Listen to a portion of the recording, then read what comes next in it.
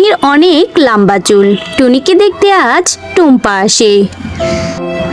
ওরে বাবারে রিমু আপা, তোমার মেয়ের এগুলো চুল নাকি আরো কিছু? এই মেয়েকে ছেলের বউ করে নিয়ে গেলে তো গড়ে অমঙ্গল নেমে আসবে গো। আপা, কি বলছো এইসব? আমার মেয়ের লম্বা চুল হলেও ওসব কাজ নিমিষে শেষ করতে পারে গো। তা তো আমি দেখতেই পাচ্ছি, এই লম্বা চুল সামলাতে গিয়ে যে চুলায় ভাত পুড়ে যায় তা আমি ভালো করেই জানি। আমি আমার ছেলের সাথে তোমার মেয়ের বিয়ে দেব না।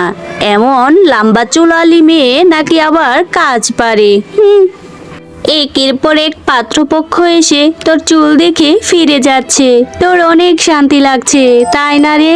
বনের পাখিদের সামনে তোর ওই লম্বা চুলের জন্য মুখ দেখাতে পারছি না আমি। কত করে বলেছি চুলগুলো কেটে ছোট কর ছোট কর। আজ আমি তোর চুল কেটেই ছাড়বো। আমার কোনো অপমান শোনার ইচ্ছে নেই। কি বলছো এসব তুমি? পাগলামি করো না মা। চুলগুলো আমাকে আল্লাহ দিয়েছেন, এইগুলো নিয়ে তুমি বকো না আমায়। আজ থেকে তোর ভাত বন্ধ। যেদিন তুই তোর চুল কাটবি সেদিন ভাত খেতে পারবি। যা, এখনই আমার চোখের সামনে থেকে চলে যা। এই চল জানিস, তোদেরকে বাঁচাতে গিয়ে মা আমার খাবার বন্ধ করেছে। তোদের বাকি দোষ, আল্লাহ তোদের বানিয়েছে লম্বা, আর আমি তো তোদের রোজ সেবা করি। পাত্রপক্ষ কেন বোঝে না যে তোদের কারণে আমার কাজ করতে কোনো সমস্যা হয় না? মায়ের বকুনি আর পাত্রপক্ষের অপমান করা সহ্য করতে পারছি না আমি আর। এই সুন্দরী লম্বা চুলালি, এইভাবে একা বসে কাঁদছো কেন? কি হয়েছে তোমার, আমাকে বলো। তুমি কি এখানে আমার লম্বা চুল নিয়ে আমাকে অপমান করতে এসেছো, তাই না? চলে যাও, চলে যাও এখান থেকে। আরে আরে, রাগ করছো কেন? আর আমি তোমার লম্বা চুল নিয়ে তোমাকে অপমান করতে আসিনি। আমি তো তোমার লম্বা চুলের প্রেমে পড়ে এখানে এসেছি। তোমার চুলগুলো দেখতে ভারী সুন্দর। আমি তো বিয়ে করার জন্য এমন লম্বা চুলালি মেয়েকেই খুঁজছিলাম। তার সুন্দর লম্বা চুলালি, তোমার কি বিয়ে হয়েছে? না, আমার বিয়ে হয়নি। পাত্রপক্ষ আমাকে লম্বা চুলের জন্য অপমান করে, আর সেজন্য আমি কাঁদছি। আজকে প্রথম তুমি আমার চুলের প্রশংসা করলে। ওরা আরও অনেক কথা বলে। কথার এক পর্যায়ে টুনাটুনিকে বিয়ের প্রস্তাব দেয়, আর টুনিও সেই বিয়ের প্রস্তাবে রাজি হয়ে যায়।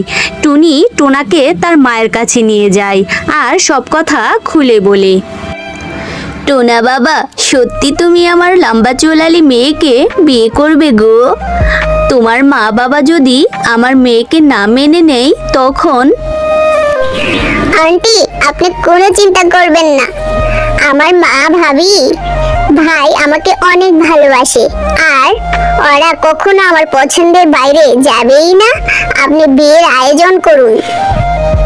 এরপর রিমু ওদের বিয়ে দিয়ে দেয় আর টোনাটুনিকে নিয়ে তার বাড়িতে যায়।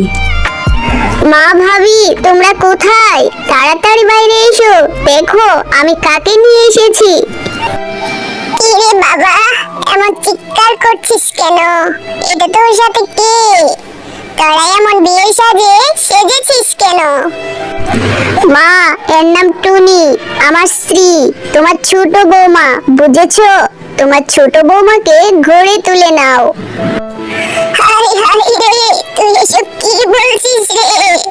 তুই বিয়ে করেছিস আমাদের কাউকে না জানিয়ে, আর নতুন বউয়ের চুল এত লম্বা কেন?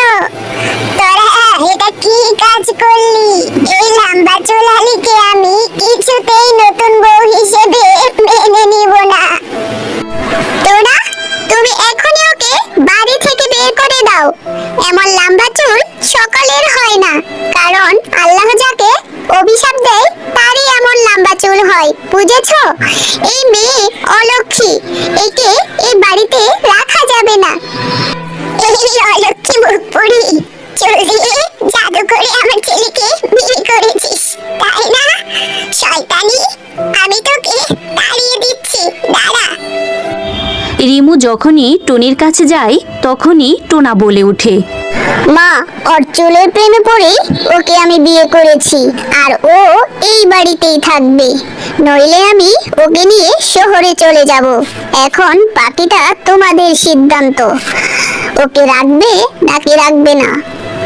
না না বাবা, তুই আমাদের ছেড়ে চলে যাস না। রিনা, বরণডালা সাজিয়ে নিয়ে এসো। এই লক্ষ্মী, খুশি হওয়ার মতো কিছু হয়নি। আমার ছেলের মুখের দিকে তাকিয়ে তোকে ঘরে তুলছি, বুঝেছিস? মিলু ওদের বরণ করে নেয়। এভাবেই বেশ কিছুদিন কেটে যায়। মিলু আর রিনা টুনির লম্বা চুলের জন্য সব সময় ওকে অত্যাচার করত। একদিন সকালবেলা এই মুখপুরি, এই খাবার রান্না করতে এত দেরি হলো কেন শুনি? নিশ্চয় তোর এই অলক্ষী চুলের সেবা করতে গিয়ে দেরি করেছিস, তাই না? মা, এমন কথায় কথায় আমার চুলের দোষ দিবেন না মা। আর কোথায় দেরি হয়েছে? এখনো তো সকাল 9টাই বাজেনি। বনের অন্য পাখিদের বাড়িতে এখনো রান্নাই ওঠেনি। দেখলেন মা, দেখলেন আপনার মুখে মুখে কেমন তর্ক করছে? ওর চুলের কারণে বনে আপনি মুখ দেখাতে পারেন না, সেটা বলে গেলেন কি করে মা? চলুন মা, আমরা এখনই ওর চুলগুলো কেটে দেই। না না ভাবি, এমনটা করো না। তুমি জানো না চুলে মেয়েদের সৌন্দর্য বৃদ্ধি করে। আমার কাছে আসবে না ভাবি, ভাবি একদম কাছে আসবে না। আমার চুলের কোনো ক্ষতি হলে টোনা তোমাদের ছেড়ে কথা বলবে না। এবার শহর থেকে টোনা এলে আমি সব বলে দেব। আজ আমার ছেলের জন্য বেঁচে গেলি। না, চলো এখান থেকে। ওরা দুজন একই ঘরে চলে যায় আর টুনি কাঁদতে থাকে। হে আল্লাহ, কেন তুমি আমাকে লম্বা চুল দিয়েছো? এই লম্বা চুলের জন্য আমি কথা শুনি, বাবার বাড়ি এমনকি শ্বশুর বাড়িও। মা, এই অলক্ষীর চুল আমরা কোনোদিনও কাটতে পারবো না, আর যদি পারিও টোনা আমাদের ছেড়ে দেবে না। তাই বলি কি, এই অলক্ষী মুখপুরীকে আমরা একদম মেরে ফেলতে পারি মা। ওকে মেরে ফেলতে হবে, চলুন। আমিও তো সেটাই চাচ্ছি, কিন্তু কিভাবে? তোমার কাছে কি কোনো বুদ্ধি আছে? কি বলো তো? হে মা, আমরা ওই অলক্ষীকে পাহাড়ে ঘুরতে নিয়ে যাবার কথা বলে ওকে সেই পাহাড় থেকে ফেলে দেব, আর টোনাকে বলবো ও ইচ্ছে করে বাড়ি থেকে চলে গিয়েছে। এই না হলো আমার বৌমা, এখন শুধু কাল সকালের পালা। এরপর সেই দিনটি কেটে যায়। পরের দিন সকালে ওরা ভুলিয়ে বালিয়ে টুনিকে নিয়ে বনের পাহাড়ে চূড়ায় উঠে। নতুন বৌমা, এইদিকে এসো। পাহাড়ের কিনারায় কি সুন্দর ফুলের গাছ। এসো বৌমা, এসো, দেখে যাও। টুনি রিমুর কাছে পাহাড়ের কিনারায় যায়। তখনই রিনা টুনিকে পিছন থেকে ধাক্কা দেয়, কিন্তু টুনি রিমুর হাত ধরে থাকার কারণে টুনির ঝাঁকিতে রিমুই পড়ে যায়। পাহাড়ের কিছুটা নিচে একটা গাছে রিমু ঝুলে থাকে। হাই হাই, এ কি হলো? বৌমা, আমাকে বাঁচাও। রিনা, আমি নিচে পড়ে যাচ্ছি, আমার ভীষণ ভয় হচ্ছে রিনা। মা, আমি আপনাকে কেমন করে তুলবো বলুন মা, আমার কাছে কোনো রশি নেই। মা, এ কি হয়ে গেল আপনার? এসব দেখে টুনি তার লম্বা চুল নিচে ফেলে দেয়। মা, আমার চুলগুলো শক্ত করে ধরুন, আমি আপনাকে টেনে তুলবো। নতুন বৌমা, তোমাকে অনেক ধন্যবাদ। আমার আজ তুমি চোখ খুলে দিয়েছো। তোমার চুল আজ আমাকে অনেক বিপদ থেকে রক্ষা করেছে। তুমি আমাকে ক্ষমা করে দাও। টনি বোন, তুই আমাকেও ক্ষমা করে দে রে। আজ থেকে তোর উপর আর কোনো অত্যাচার করব না আমরা। চল বোন, আমরা বাড়িতে যাই।